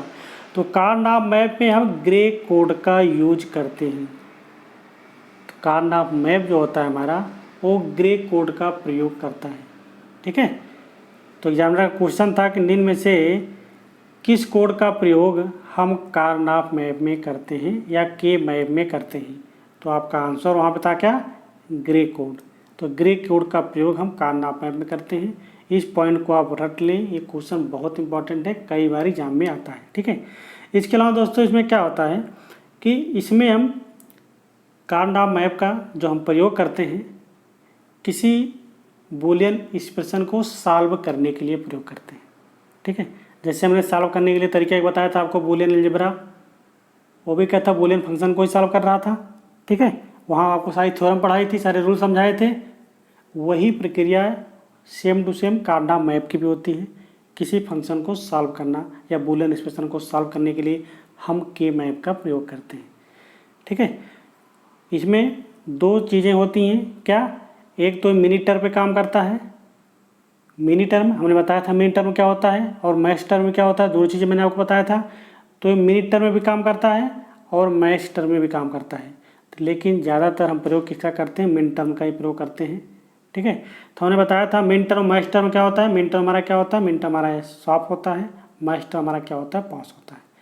तो सॉप ज़्यादातर प्रयोग हम किसके लिए करते हैं, सॉप के लिए ही प्रयोग करते हैं। तो सॉप को हम पढ़ेंगे। ठीक है, आइए पढ़ते हैं कार्नाफ मैप को। दोस्तों यदि हमारा दो वेरिएबल का कोई फंक्शन है तो उसके लिए कार्नाफ मैप की डिज़ाइन कैसे की जाएगी उसको हम देखते हैं। उसमें वेरिएबल अगर 2 हैं तो 2 वेरिएबल क्या हो सकते हैं, वो हो सकता है हमारा ए और बी, ये दो वेरिएबल हैं।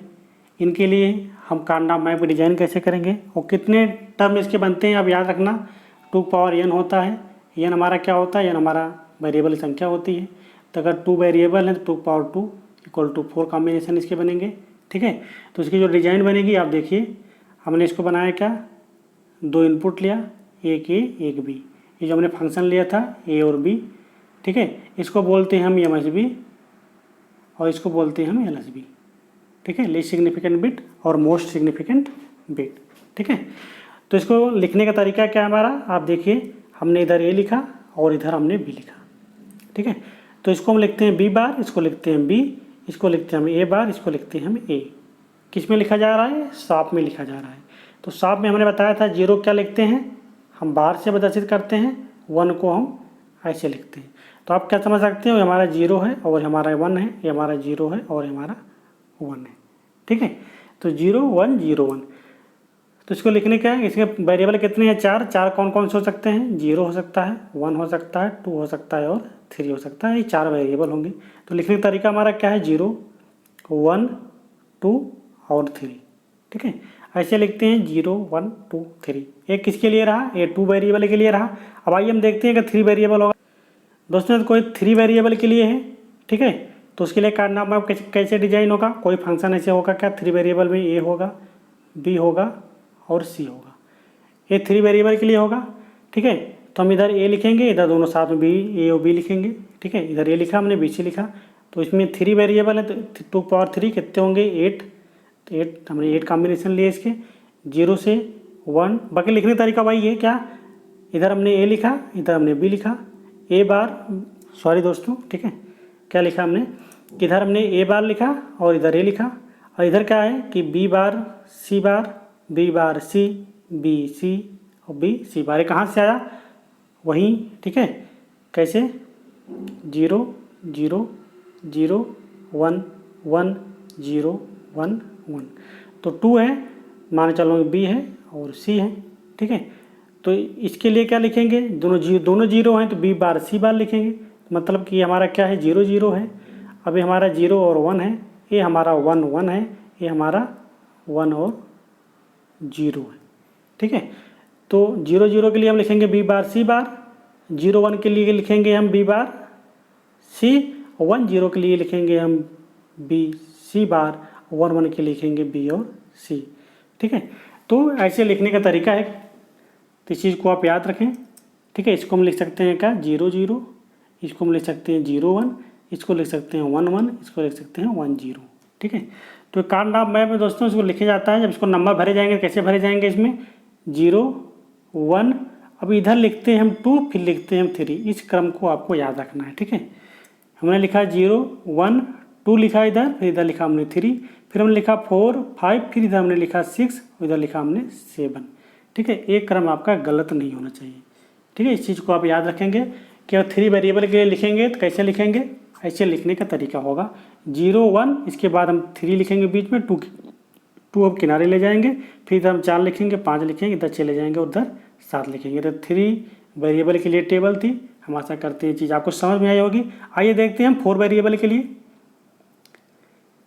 ठीक है। कोई 4 वेरिएबल का हमारा फंक्शन है तो उसको कैसे लिखेंगे हम के मैप में। 4 वेरिएबल हमारा क्या होगा, ए होगा, बी होगा, सी होगा और डी होगा। तो 2 2 कम ले लेते हैं, ए बी और सी डी।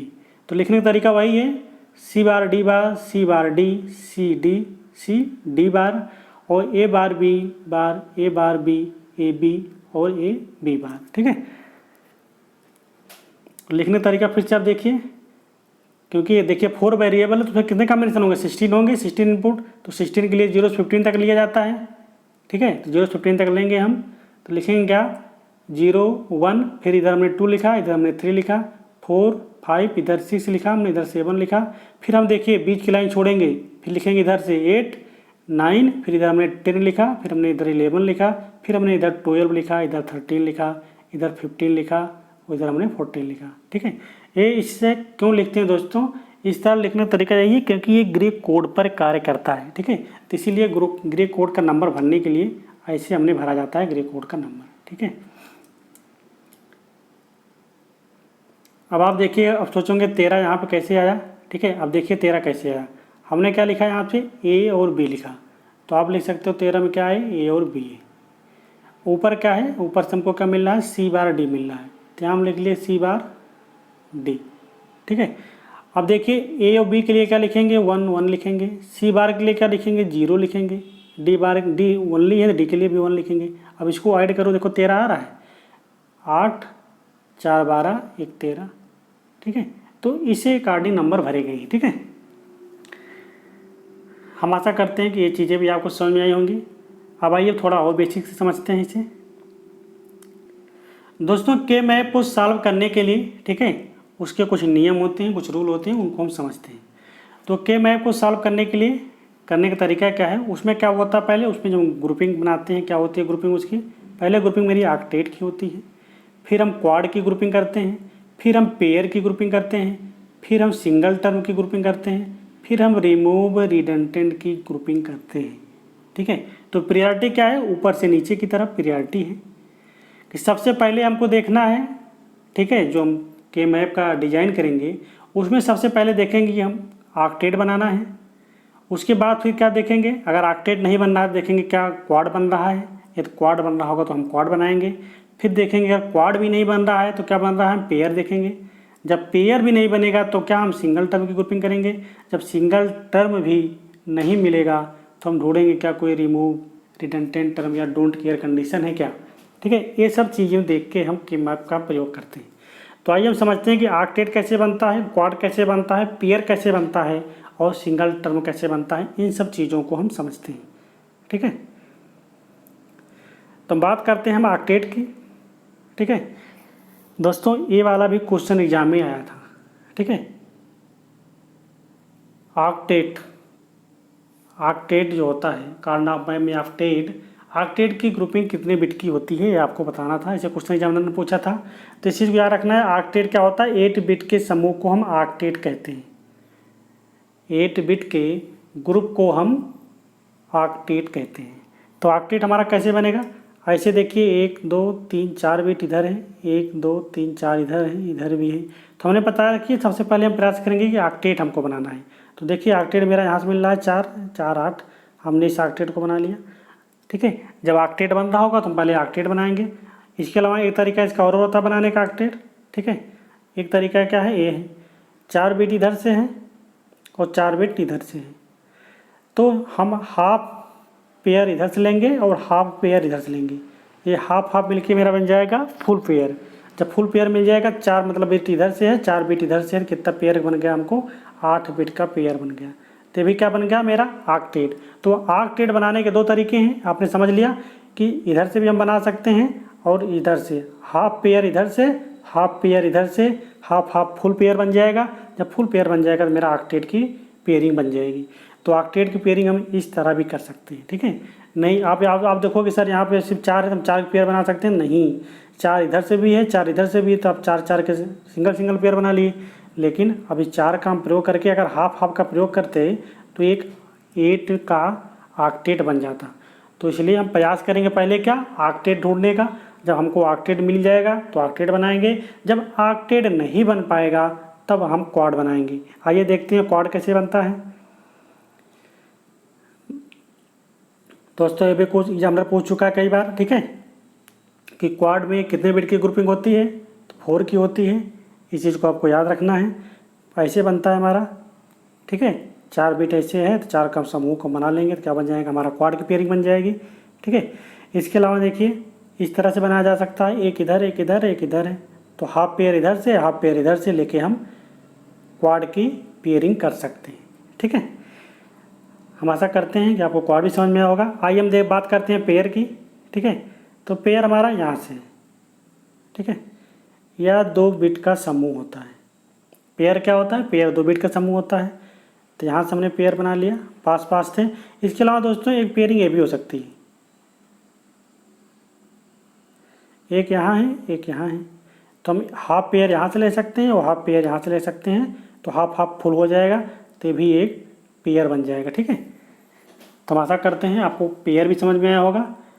बात करते हैं हम रिमूव रिडंडेंट की या सिंगल टर्म की पहले देख लीजिए। सिंगल टर्म में क्या होता है कि किसी का जब पेयर नहीं बनेगा। अब देखिए एक 1 यहाँ पे था, एक 1 यहाँ पे था, एक 1 यहाँ था, एक 1 यहाँ था, ठीक। अब किसी का पेयर बन नहीं रहा यहाँ पे, तो क्या करेंगे, इसको हम सिंगल सिंगल पेयर बनाएंगे। देखिए क्योंकि एक किसी के जोड़े में नहीं आ रहा है, ना तो क्वाड बन रहा है, ना ऑक्टेट बन रहा है, ना पेयर बन रहा है ना, तो इसके सिंगल टर्म सिंगल की हम ग्रुपिंग करते हैं। तो सिंगल ग्रुपिंग ऐसे की जाती है। तो सिंगल टर्म की ग्रुपिंग भी समझ में आ गई होगी। अब रिमूव रिडंडेंट की बात करते हैं, ठीक है। अब देखिए 1 1 1 2 हमारे रिमूव रिडंडेंट लगे हुए हैं, जिसे बोलते हैं डोंट केयर कंडीशन, ठीक है। इस चीज़ को आपको याद रखना है कि डोंट केयर कंडीशन को सिंगल अगर है तो सिंगल की हम ग्रुपिंग नहीं करते हैं। इसका हम प्रयोग इसलिए करते हैं, इसका प्रयोग इसलिए करते हैं कि ग्रुप को बनाने के लिए इसका हम प्रयोग करते हैं, बाकी इसका कोई प्रयोग नहीं होता है, ठीक है। अगर कोई हमारा ग्रुप नहीं बन रहा है तो उसको बनाने के लिए अगर पास में अगर है डोंट केयर कंडीशन तो उसको हम ले लेते हैं, बाकी इसकी अगर सिंगल टर्म बचा हुआ है तो उसकी हम ग्रुपिंग नहीं करते हैं। इस चीज़ को आपको याद रखना है। तो अब देखिए यहाँ पे अगर हम बनाते हैं तो 2 का पेयर ए बन रहा था, 2 का पेयर ए बन रहा था, लेकिन मैंने क्या बताया था कि आपको प्रयास करना है पहले क्या, ऑक्टेट तो यहाँ मिल नहीं रहा था। फिर हमने क्या बताया था, फिर दूसरा देखना है क्वाड क्या बन रहा है। तो देख रहे थे यहाँ क्वाड यहाँ पे बन जा रहा था। अगर इस डोंट केयर कंडीशन को हम यूज कर लेते तो मेरा क्वाड बन जाता, ठीक है। तो हमने इस डोंट केयर कंडीशन को यूज करके हमने क्या बना लिया, क्वाड बना लिया, ठीक है। हम आशा करते हैं कि आपको समझ में आ गया होगा। अब ये डोंट केयर कंडीशन सिंगल बचा है तो सिंगल का हम प्रयोग नहीं करेंगे, सिंगल को क्या करेंगे, हम छोड़ देंगे, तो इसकी ग्रुपिंग हम नहीं करेंगे, ठीक है। हम आशा करते हैं कि आपको ये चीज़ें समझ में आई होंगी। आइए अब एक आध क्वेश्चन सॉल्व करते हैं। तो क्वेश्चन को सॉल्व करेंगे तो चीज़ें आपको और अच्छे से समझ में आएंगी। तो क्वेश्चन नंबर 1 है हमारा, एक फंक्शन दिया हुआ है ए और बी। देखिए दोस्तों, यदि सिग्मा लगा होगा तो क्या होगा, वो हमारा वो शॉप का टर्म होगा। यदि सिग्मा लगा होगा तो शॉप होगा, यदि पाई लगा होगा आगे तो क्या होगा, पास होगा। इस चीज़ को आपको याद रखना है। यदि सिग्मा लगा है तो इसका मतलब क्या है कि वो हमारा सम ऑफ प्रोडक्ट है। यदि आगे पाई लगा है तो क्या है, वो प्रोडक्ट ऑफ सम में। तो जो हमको वेरिएबल लिखना होगा प्रोडक्ट ऑफ सम के रूप में लिखना होगा। यदि सिग्मा लगा है तो सिग्मा मतलब क्या आएगा कि हमारा वेरिएबल किस में है, सम ऑफ प्रोडक्ट के रूप में। तो इस चीज़ को आपको याद रखना है, ठीक है। तो फंक्शन दिया हुआ है क्या, वो 1 दिया हुआ है और 2 दिया हुआ है, 2 वेरिएबल का है, ठीक है। तो हमने बना दिया इसे, ठीक है। तो हम जानते हैं कि क्या होता है, यहाँ 0 होता है, यहाँ 1 होता है, यहाँ 2 होता है, यहाँ 3 होता है। 2 फंक्शन दिए थे, 1 और 2, हमने यहाँ पे 1 लिखा, यहाँ पे 2 लिखा, ठीक है। अब देखिए यहाँ पे क्या कोई पेयरिंग बन रही थी, ना ऑक्टेट बन रहा है, ना क्वाड बन रहा है, ना पेयर बन रहा है, ठीक है। तो हम क्या करें, इसकी सिंगल सिंगल की हमने ग्रुपिंग किया, हमने इसको सिंगल टर्म की ग्रुपिंग कर दी हमने, ठीक है। अब इसको लिखने का तरीका क्या है, ये बहुत इंपॉर्टेंट है, इसी चीज़ को समझना है। तो अब सिंगल में देखिए, अब इस लाइन में क्या है, ये मिल रहा है हमको ए बार, तो हमने लिखा ए बार। अब A1 कहाँ पे है, A1 ऊपर है, बी में है, तो ए बार बी हमने लिखा। इससे हमको मिल गया क्या, ए बार बी मिल गया। फिर हमने प्लस यूज किया। दूसरा टर्म कहाँ है, देखिए ए किसके है, ए में है, तो हमको हमने यहाँ पे ए लिखा। अब ऊपर देखते हैं, ऊपर क्या है, वर्टिकली देखो, एक बार वर्टिकली लेते हैं, एक बार हॉरिजॉन्टली लेते हैं, ठीक है। तो हॉरिजॉन्टली लिया मैंने, क्षैतिज में देखा तो हमको क्या मिला, ए। अब इसमें देखते हैं ऊपर क्या मिल रहा है हमको, बी बार मिल रहा है, तो ए बार बी बार, ठीक है। तो हमको क्या मिल गया, y इक्वल टू मिल गया ए bar B A B bar, ठीक है। तो ऐसे ही क्वेश्चन को हम सॉल्व करते हैं। कोई फंक्शन दिया होगा तो इसी तरह के फंक्शन को हम आसानी से सॉल्व कर लेते हैं कार्नोफ मैप की सहायता से, ठीक है। आइए देखते हैं क्वेश्चन नंबर 2। क्वेश्चन नंबर 2 में हमारा क्या है, 3 वेरिएबल का फंक्शन है, ठीक है। देखिए सिग्मा लगा हुआ मतलब शॉप में दिया हुआ है, 0 1 3 4 5 ये हमारे फंक्शन है, इनको लिखना है, ठीक है। तो हमने लिखा ABC, जो हमने लिखने का तरीका बताया था आपको 3 वेरिएबल का, वैसे आपको डिजाइन करना है। डिजाइन करने के बाद जो फंक्शन दिए हुए हैं, क्योंकि देखिए हमने बताया था मिनी टर्म लिखने हैं, ठीक है। और शॉप में क्या होता है, मिनी टर्म। और शॉप में मिनी टर्म किस कंडीशन लेते थे हम, कि 1, जहाँ उनकी आउटपुट 1 होती थी तो उन्हीं को लेते थे। तो इसका मतलब इसको 1 1 के रूप में प्रदर्शित करते हैं, ठीक है। तो क्या हुआ है, 0 है, 0 भी हमारा हाई है तो हमने 1 किया, ठीक है। इसके बाद 1 है, 1 भी हाई है तो हमने 1 किया। फिर 2 नहीं है, 3 है, 3 का हमने हाई किया क्योंकि 2 को हमने छोड़ दिया, यहाँ पे 2 कुछ नहीं है। 4 है, 4 को हमने हाई किया। फिर 5 है, हमने 5 को हाई किया। फिर 6 और 7 है नहीं तो हमने छोड़ दिया। आप छोड़ सकते हो, यहाँ जीरो लिख सकते हो, मैं जीरो भी लिखोगे तो कोई मतलब नहीं है, क्योंकि हम जीरो को टर्म को लेते नहीं, हम क्या लेते हैं मिनी टर्म में, हम सिर्फ वन, जो आउटपुट हमको वन होती है वही लेते हैं, जीरो वाला हम छोड़ देते हैं। तो जीरो कोई मतलब नहीं है लिखने का, तो जीरो हम छोड़ देते हैं, ठीक है। तो जो वन वन था हमने वन वन लिख दिया। अब इसमें देखते हैं क्या बन रहा है, पहले क्वाड देखते हैं, क्योंकि ऑक्टेट तो बन नहीं रहा, देख रहे हैं, क्योंकि दो टर्म खाली हो गए तो ऑक्टेट बनेगा नहीं। अब देखते हैं क्वाड बन रहा है, देख रहे हैं हाँ क्वाड यहाँ पे बन रहा है, ठीक है, एक क्वाड बन गया। अब इसके बाद एक टर्म यहाँ बचा, तो अब इसको हम सिंगल टर्म नहीं बनाएंगे, इसको देख लेते हैं क्या पेयर बनता है। तो देख रहे हैं यहाँ से पेयर बगल से पेयर बन जा रहा है, तो हमने इसे इधर बगल से पेयर भी ले लिया और क्वाड, इसमें क्या बन गया, एक क्वाड बन गया और एक पेयर बन गया। लिखने का तरीका क्या है, हमने बताया था आपको, वही लिखने का तरीका है। पहले आपको अब इस लाइन में देखना है कि इसमें क्या कॉमन मिल रहा है कोई, तक्योंकि क्वाड तो हमारा यहाँ से यहाँ तक बन रहा है ना, तो इन दोनों के बीच में कॉमन क्या है, कुछ कॉमन नहीं है, तो छोड़ देंगे। फिर इधर देखेंगे कि इधर कॉमन क्या है, इधर कॉमन क्या है, इधर देख रहे हैं बी बार कॉमन में है, सी बार है यहाँ सी, तो ओनली कॉमन क्या है, बी बार है। तो हमको क्वाड से क्या मिल गया, क्वाड से हमको बी मिल गया, बी बार। अब इसमें देखते हैं सेकंड वाले में, सेकंड वाला हमारा सिंगल पेयर है, तो इसमें देखते हैं कि किस लाइन में है, एक लाइन में है, हमने ए बार लिखा यहाँ पे। अब यहाँ देखते हैं यहाँ कुछ कॉमन मिल रहा है इन दोनों में, हम देख रहे हैं बी बार है यहाँ पे, यहाँ बी है तो कॉमन नहीं है, यहाँ पे सी है, यहाँ भी सी है, तो मतलब सी कॉमन मिल रहा है, तो हमने यहाँ से सी लिख लिया, ए बार सी। तो इसको आउटपुट के रूप में लिख सकते हैं क्या, y equal to B bar A C. अब इस इक्वेशन को आप आगे तक नहीं सॉल्व कर सकते हो, तो यही है कार्नोट मैप का तरीका क्वेश्चन को सॉल्व करने का। आइए क्वेश्चन और देखते हैं। क्वेश्चन नंबर 3 हमारा, ठीक है, 4 वेरिएबल का फंक्शन है, साफ में दिया हुआ है क्योंकि सिग्मा लगा हुआ है, ये फंक्शन दिए हुए हैं, इनको हमको, ठीक है, बूलियन एक्सप्रेशन इनकी लिखनी है। तो 4 वेरिएबल का हम डिजाइन करेंगे। डिजाइन करने का तरीका आपको बताया था मैंने कैसे डिजाइन किया जाता है, ठीक है, वैसे हमने डिजाइन किया इसे।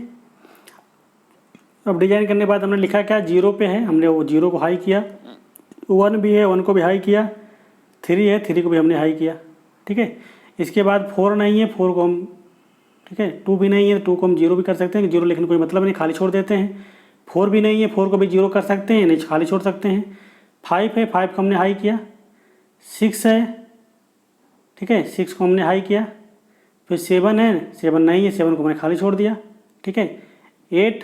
8 भी नहीं है, हमने खाली छोड़ दिया। 9 के लिए 1 किया, 10 के लिए भी हमने 1 किया, 11 के लिए भी हमने 1 किया, इसके आगे है नहीं, पूरा खाली, ठीक है। तो ऐसे फंक्शन को हम प्रदर्शित करते हैं, ऐसे हम लिखते हैं। अब इसमें ढूंढते हैं हम पहले क्या क्या बन रहा है। पहले हम ढूंढेंगे क्या कोई क्वाड बन रहा है या कोई ऑक्टेट बन रहा है, तो हम देख रहे हैं ऑक्टेट तो हमारा कोई नहीं बन रहा। फिर देखते हैं क्या कोई क्वाड बन रहा है, तो हम देख रहे हैं कि इधर से भी हाफ हमको मिल रहा है और इधर से भी हाफ पेयर मिल रहा है। तो इस हाफ पेयर का प्रयोग करके और इस हाफ पेयर का प्रयोग करके हम एक क्वाड बना सकते हैं। एक क्वाड का पेयर हमारा ये हो गया। अब देख रहे हैं एक यहाँ पे है, ठीक है, सिंगल है, एक यहाँ है, तो इसके बगल से हमने पेयरिंग कर ली। अब हमने देखा एक यहाँ पे है, तो हमने यहाँ इसके साथ पेयर कर ली। अब देखिए ए सिंगल टर्म, तो इनके सिंगल टर्म की पेयरिंग कर लेंगे, क्योंकि इसका पेयर करने का कोई और तरीका बचा नहीं है, तो हमने सिंगल पेयरिंग कर ली। अब लिखने का तरीका वही है, मैंने जो बताया था आपको, जैसे लिखा जाएगा। लिखा कैसे जाएगा, अब देखते हैं कि ये दोनों में पहले क्या कॉमन है। तो पहले ए बार है, बी बार है, हमने ए बार बी बार लिखा। अब देखिए ऊपर कोई कॉमन है, हम देख रहे हैं सी बार कॉमन है, सी बार कॉमन है, तो ए बार सी बार पहला टर्म बन गया। और दूसरा पेयर देखते हैं हम, ठीक है, दूसरा पेयर हमारा क्या है, क्वाड का है, क्वाड वाला देखते हैं। अब ऊपर देखिए इसमें और उसमें देखिए कॉमन क्या है, तो इनमें कॉमन क्या है, बी बार यहाँ भी है, बी बार यहाँ भी है, हमको बी बार मिल गया। अब ऊपर देखते हैं ऊपर क्या कॉमन है, ऊपर कॉमन है इन दोनों में क्या, डी कॉमन है, सिर्फ हमने बी बार डी को लिख दिया इसे, ठीक है। अब देखते हैं हम तीसरा टर्म हमारा क्या बचा, ए बचा और ए बचा। अब इसमें देखते हैं क्या कॉमन है, इन दोनों में क्या कॉमन है, ए बार कॉमन है, हमने ए बार ऐसे लिख लिया। ऊपर ओनली सी बार डी बार लाइन में है, तो हमको सी बार डी बार ऐसे लिख लेंगे। अब बचा हमारा क्या, ये सिंगल टर्म बचा, ठीक है। तो अब सिंगल टर्म बचा, तो सिंगल टर्म किस में आ रहा है, तो ए इस लाइन में भी आ रहा है और इस लाइन में भी आ रहा है, तो ऐसे लिख लेंगे ए बार बी, हमने ए बार बी लिख लिया। ऊपर क्या है, सी डी बार ऐसे लिख लिया। फिर हमने देखा ए वाला बच्चा हुआ एक पेयर भी, ए भी किस में आ रहा है, इस लाइन में आ रहा है और इस लाइन में आ रहा है, तो ऐसे लिख लेंगे ए बी बार और सी डी बार, ठीक है। हम आशा करते हैं कि आपको ये चीज़ें समझ में आई होंगी। आइए लास्ट क्वेश्चन देखते हैं हम कार्नोट मैप का। एक कार्नॉफ मैप का दोस्तों लास्ट क्वेश्चन है, क्वेश्चन नंबर 4। इसमें क्या है कि ए बी सी 3 फंक्शन दिए गए हैं, ठीक है, 3 फंक्शन है। इसमें हमको सिग्मा भी दिया हुआ है, प्लस देखिए दोस्तों डोंट केयर कंडीशन भी दी हुई है, ठीक है। तो एग्जामिनर क्वेश्चन आजकल कैसे दे रहा है, डोंट केयर कंडीशन का प्रयोग करने के लिए ही दे रहा है, ठीक है। तो डोंट केयर कंडीशन भी दिया हुआ है, तो इसको हम यूज़ करेंगे कैसे। पहले हम 3 वेरिएबल का हम डिजाइन करेंगे कार्नॉफ मैप, फिर उसमें हम वेरिएबल को सेट करेंगे। वेरिएबल सेट करने का तरीका हमने बताया है, 0 के लिए हमने 1 किया, फिर 2 के लिए हमने 1 किया, फिर 3 के लिए हमने 1 किया, 1 नहीं है तो 1 को हमने छोड़ दिया। फिर देखा 5 के लिए हमने 1 किया, 6 के लिए छोड़ दिया, 7 के लिए हमने 1 किया। अब इसके बाद देखते हैं डोंट केयर कंडीशन में क्या दिया हुआ है। डोंट केयर कंडीशन 1 दिया हुआ है, तो 1 को दो के डोंट केयर कंडीशन दोस्तों क्रॉस से प्रदर्शित करते हैं। किससे? क्रॉस से, ठीक है। तो हमने क्रॉस से प्रदर्शित किया 1 को यहाँ पे। उसके बाद क्या दिया हुआ है, 4 दिया हुआ है, 4 को भी हमने 1 से प्रदर्शित किया।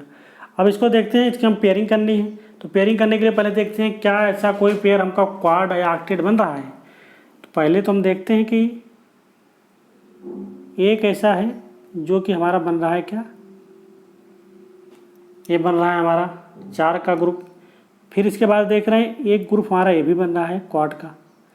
अब डोंट केयर कंडीशन सिंगल बचा है, तो हमने बताया था कि डोंट केयर कंडीशन का हम प्रयोग सिंगल टर्म में हम उसकी ग्रुपिंग नहीं करते हैं, उसका प्रयोग हम किसी ग्रुप को बनाने के लिए करते हैं, लेकिन उसकी हम अलग से ग्रुपिंग नहीं करते अगर सिंगल टर्म बच जाता है तो एक पेयर हमको क्वाड का इधर से मिल गया और एक पेयर क्वाड को हमको इधर से मिल गया, ठीक है।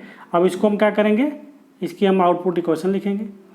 तो y इक्वल टू क्या होगा, पहले आप देखिए इधर से कॉमन क्या हमको मिल रहा है, इधर से कॉमन हमको ए बार मिल रहा है ओनली, क्योंकि ए बार की लाइन में है तो हमने ए बार ऐसे लिख लिया, क्योंकि ऊपर देखिए ऊपर कोई ऐसा टर्म नहीं जो कॉमन हो, तो उसको हम छोड़ देंगे। तो ए बार मिल गया। अब प्लस इस क्वाड में देखते हैं, अब इसमें देखिए इसमें कुछ कॉमन नहीं है, इसमें कॉमन हमको क्या मिल रहा है, कॉमन हमको सी मिल रहा है, तो हमने सी लिख दिया। तो इस बूलियन फंक्शन का जो हमको इक्वेशन मिली क्या मिल गई, y equal to A bar plus C, ठीक है। हम दोस्तों आशा करते हैं कि आपको कार्नॉफ मैप अच्छे से समझ में आया होगा। यदि दोस्तों नहीं समझ में आया होगा तो आप कमेंट में ज़रूर बताइएगा सर कि हमको कार्नॉफ मैप समझ में नहीं आया। तो फिर से दोस्तों हम 1-2 क्वेश्चन लेके आएंगे जो आपको हम और अच्छे से समझाने का प्रयास करेंगे। हम आशा करते हैं आपको वीडियो पसंद आई होगी। यदि दोस्तों वीडियो पसंद आई या वीडियो आपको अच्छी लगी तो आप वीडियो को शेयर कीजिएगा, लाइक कीजिएगा। यदि अभी तक आप हमारे चैनल को सब्सक्राइब नहीं किए हैं तो चैनल को सब्सक्राइब करिए। थैंक यू दोस्तों, thanks for watching, thank you.